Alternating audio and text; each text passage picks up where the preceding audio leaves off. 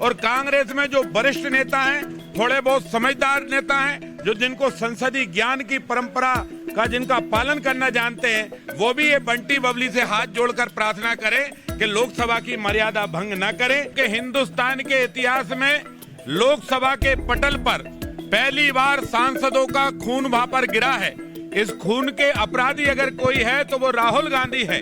इस खून गिराने के कोई अपराधी है तो कांग्रेस के सांसद हैं। राहुल के व्यवहार से, प्रियंका के व्यवहार से जो लोकसभा में अमर्यादित व्यवहार हुआ और वयोवृद्ध सांसदों को धक्का देकर जो कांग्रेसी सांसदों ने गिराया, उनको घायल किया, मैं समझता हूं कि हिंदुस्तान के इतिहास में लोकसभा के पटल पर पहली बार सांसदों का खून वहां पर गिरा है।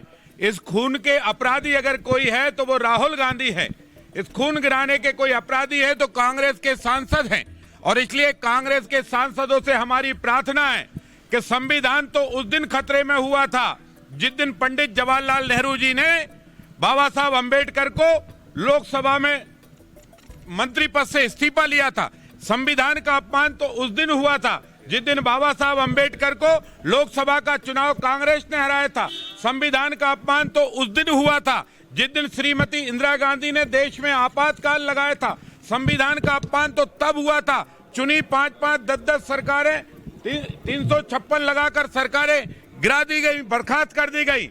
आज अमित शाह जी ने ये कहा है कि अगर अंबेडकर जी की बात मानते हो तो अंबेडकर जी का सच्चा आरक्षण किसी ने दिया है अनुसूचित जाति के लिए, जनजाति के लिए, पिछड़े वर्ग के लिए, तो वो भारतीय जनता पार्टी की सरकार, नरेंद्र मोदी जी की सरकार ने दिया है। बल्कि बंटी बबली को व्यवहार के कारण, राहुल प्रियंका के गलत व्यवहार के कारण इनको लोकसभा से इस्तीफा देना चाहिए। और कांग्रेस में जो वरिष्ठ नेता हैं, थोड़े बहुत समझदार नेता हैं, जो जिनको संसदीय ज्ञान की परंपरा का जिनका पालन करना जानते हैं, वो भी ये बंटी बबली से हाथ जोड़कर प्रार्थना करें कि लोकसभा की मर्यादा भंग न करें, लोकसभा में ऐसा व्यवहार करें जैसे निर्वाचित सांसद करते आए हैं। इस्तीफा दें राहुल गांधी, इस्तीफा दें प्रियंका गांधी और माफी मांगे देश से राहुल गांधी और प्रियंका गांधी और उनकी मां सोनिया गांधी। उनने ऐसे बेटा बेटी तैयार किए हैं ना जो भारत के संविधान को समझ पा रहे हैं,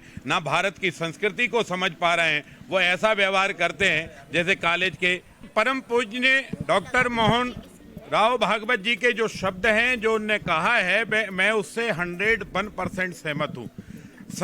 धर्म संसद के जो विषय हैं, उन विषय वस्तु के आधार पर संत समाज हमारा मार्गदर्शन करता है। आजकल तथाकथित कभी भी कोई भी झंडा लेकर खड़ा हो जाता है और कहीं भी कुछ करने लगता है, ना प्लान है, ना जानकारी है, ना कुछ है।